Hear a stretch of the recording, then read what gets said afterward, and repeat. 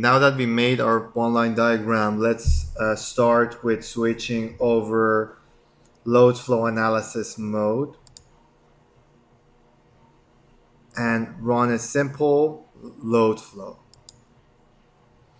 As you can see, we now see the power flow in this system from the grid all the way down to the loads. We see that we have 340 kilowatt of real power plus 164 kVAR of the reactive power flowing from the grid.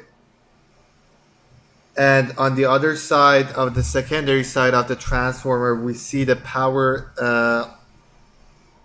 slightly changes and drop down to 338 kilowatt of real power plus 156 of reactive power.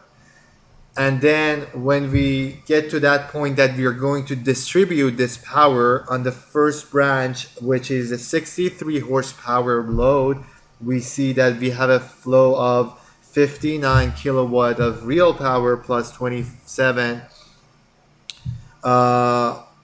kilo VAR or kilovar of reactive power flowing. And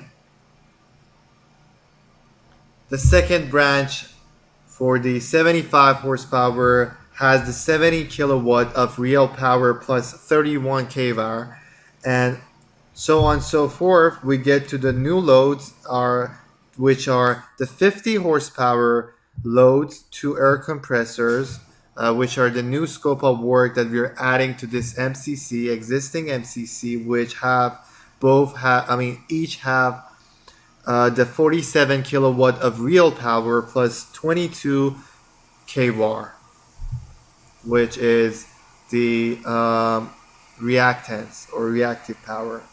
And we now see that the voltage at the bus drops down to 98.75 of its nominal voltage, which was 0.48, which is a normal voltage drop per code.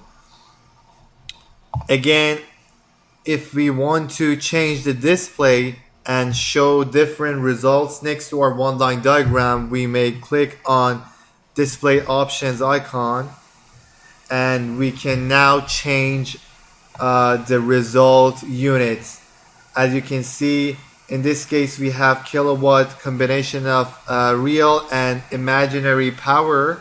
We can change it to just real, just reactive power, or apparent power, which is kVA or kilovolt amp, or we can just show the amperage, the current flow of each branch or the whole system current flow, or we can do the combination of it.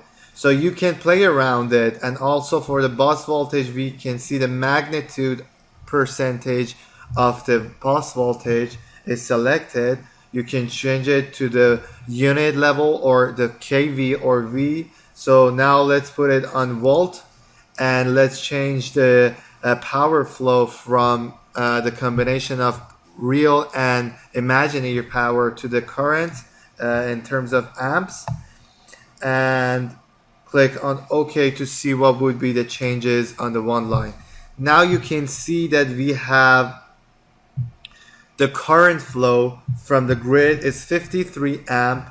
Then because we do have a step down transformer, we decrease the voltage to 0.480 or 480 volts, and we get more current, which will increase to 453.7 amp overall on our MCC bus side. And we can see each current flow for each branch. And for the newer compressor, we can see by adding to 63.2 to 63.2, we have 126.4 amp, which we can see that this amount of amperage is going to be needed for these two adding loads. And also the bus voltage, as you saw before, was 98% of 480, which is now shown as 474. By running the load flow analysis, we see how useful this tool would be in order to see how the system reacts, adding the new loads. And when we one part of this design of a power distribution system is the load calculation and the load study.